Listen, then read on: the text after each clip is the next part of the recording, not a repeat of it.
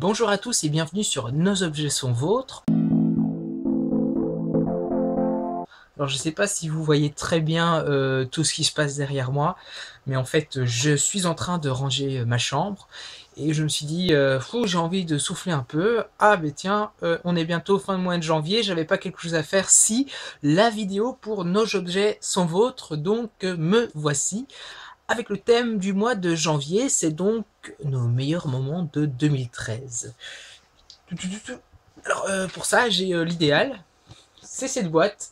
En fait, allez, fin de 2013, j'ai rangé ma chambre et j'ai retrouvé pas mal de souvenirs et je me suis dit tiens, ce serait cool si je pouvais rassembler tous ces souvenirs dans une boîte et enfin pour en faire quoi, une boîte à souvenirs tout simplement. Bah, c'est ce que j'ai fait ici et dans cette boîte justement j'ai pas mal de souvenirs de 2013, donc je vais sortir tout ce qui se trouve dans cette boîte et vous parler de tous les objets, et enfin surtout des objets de 2013 parce qu'il n'y a pas que des objets de 2013, donc je vais m'attarder seulement sur les objets de 2013. Le premier truc, c'est un tablier que j'ai reçu voilà, à la Japan Expo, avec qui j'avais été avec Laurane qui fait partie aussi de la chaîne. J'ai ici mon ticket d'entrée. J'avais été avec Laurane et mon petit frère.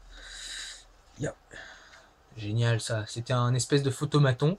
Donc c'est moi et mon petit frère. Hein, avec cette moustache là qu'on devait porter pour faire les photos. Et ici j'ai les photos de moi et Laurane. On n'est pas beau? Voilà, voilà. Qu'est-ce que j'ai d'autre dans cette boîte? Un ticket de cinéma. J'ai été voir Percy Jackson, le deuxième. Je sais plus trop ce que c'était le titre, le sous-titre. Bof, j'ai pas trop aimé en fait Percy Jackson. Je vais quand même retirer la moustache. J'ai pas trop aimé. C'était trop. Enfin, je sais pas, l'histoire s'en allait un petit peu n'importe où, n'importe comment, et j'en ai un petit peu marre de ces films. Il y a le gentil, il y a le méchant, il y a le héros, et tout est arrangé. On claque tes doigts. J'en ai un petit peu marre de ce style de film. Alors, ah oui, tiens. Ici, un petit dessin que j'ai fait à l'arrière d'un numéro d'attente. Quand je travaillais, quand j'ai travaillé, c'était, la date est dessus, le 10 septembre 2013, quand j'ai travaillé à la SNCB. Donc la Société Nationale des Chemins de Fer Belge. Je devais en fait me tenir à l'entrée et filtrer les clients et leur donner des numéros d'attente. Et comme il y avait un creux, qu'il n'y avait personne, j'ai sorti un numéro pour moi et j'ai fait un petit dessin à l'arrière, un drôle de dessin. Toujours quand je travaillais à la SNCB Europe, il y a une femme qui s'est amenée à un moment et qui m'a dit voilà, j'ai trouvé cette clé par terre, je sais pas, remettez-la aux objets trouvés. Ok. Puis je prends la clé et je regarde et je me dis hein, un petit papier dessus et ça dit, c'est un message en anglais, hein, cette clé est la vôtre, maintenant, donnez-la à quelqu'un que vous aimez. Je me suis dit, oh, c'est original. Et de l'autre côté, vous avez écrit une clé pour un sourire. Voilà, mais je crois que la femme qui m'a donné ça ne savait pas lire l'anglais. Donc je l'ai conservé. Un vieux sachet de thé. Bon, j'explique. En fait, j'ai une amie qui a fait son baptême. Donc en Belgique, en France, on peut rapprocher ça du bisutage, des bisutages. Et c'était une épreuve durant laquelle elle devait vendre des sachets de thé et récolter à la fin 50 € en vendant ces petits sachets de thé. Donc je devais donner ce que je voulais. J'ai donné 2 €. J'ai été très généreux pour ce sachet de thé. Et je me suis dit, je vais pas l'utiliser. Je sais pas trop où il a traîné, mais je vais le garder en tant que souvenir. Des bracelets de festival. Ici d'abord le Ronquière Festival, Laurane aussi en a parlé, hein. Moi j'ai ici été avec elle, le Ronquière Festival, et j'ai aussi le programme que j'ai conservé, le programme avec le plan du festival. C'était vraiment un festival génial, c'était le tout premier festival auquel je me rendais.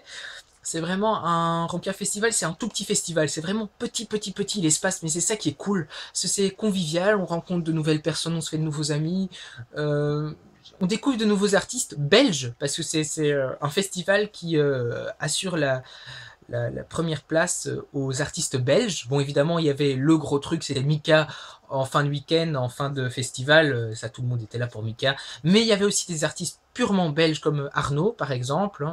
Et alors j'étais aussi après en septembre à un autre festival, les Nocturnes de l'ULB.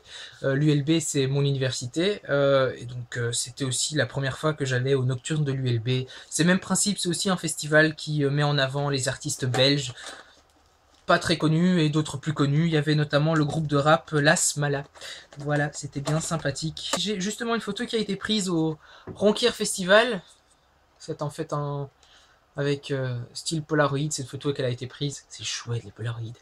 Et voilà, petite photo. Donc sur la photo, il y a moi, il y a Laurane, de Laurane.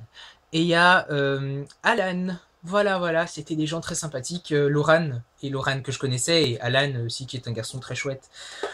Voilà, donc des rencontres, je vous disais, au Ronquier Festival, et que du bon. Je range ma boîte. Hein.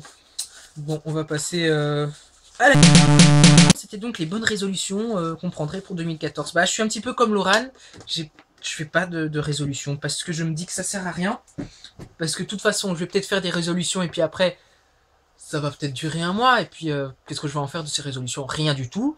Donc je préfère juste me fixer ce but précis, c'est d'avancer dans la vie en étant le meilleur possible, et en faisant ce qu'il y a de meilleur, enfin meilleur, bien, bon. Voilà, et pas faire de bêtises, être fidèle à moi-même, tout va bien. Voilà. J'ai envie de passer au challenge, c'est cool. Donc le challenge, c'est d'enfiler des chaussettes, le plus de chaussettes en 1 minute. Je crois que c'est 1 minute. J'espère que je vais pas tricher. Non, mais c'est 1 minute. Par contre, j'ai rien pour chronométrer là. Ce qui est assez embêtant.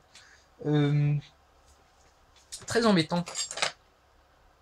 Et ça montre... Ah, j'ai une montre. Ouais, j'ai une nouvelle montre. Mais une montre tellement spéciale. Comment dire? Voilà, je vous la montre. Il n'y a pas le...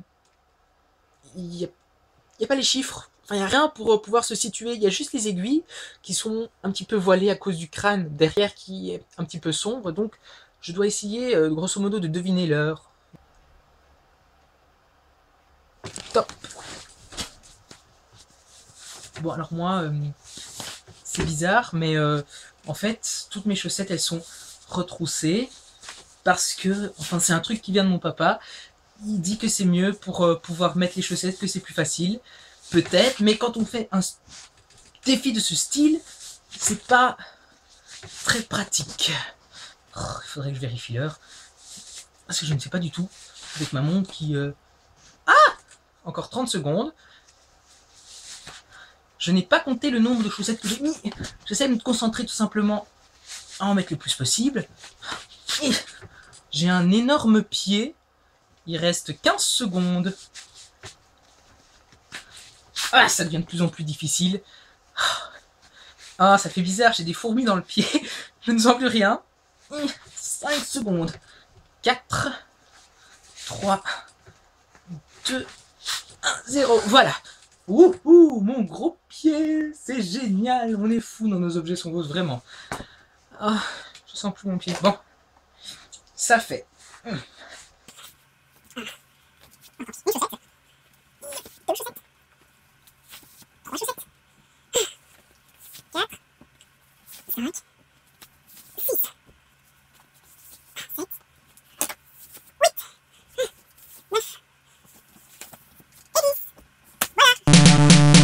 C'est sur ce bon petit moment bien sympathique que je clôture cette vidéo et que je vous rappelle que les auditions sont toujours ouvertes, alors n'hésitez pas à venir nous rejoindre. Ce serait bien cool.